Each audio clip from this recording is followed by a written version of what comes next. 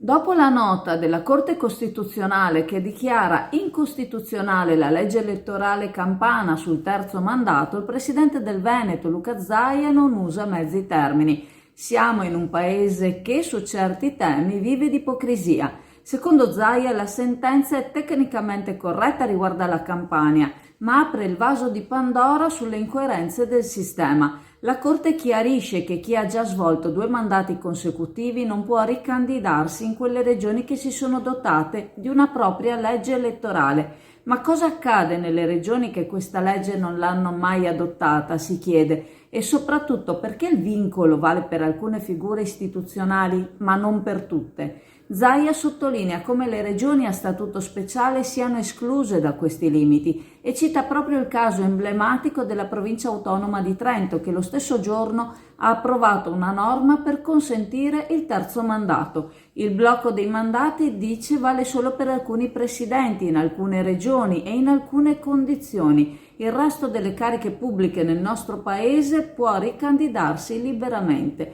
Trova assurdo che si continui a giustificare questo vincolo parlando di posizioni di potere da smantellare, facendo notare che gli elettori italiani hanno già più volte dimostrato di saper scegliere, premiando o bocciando i presidenti uscenti a seconda dei casi.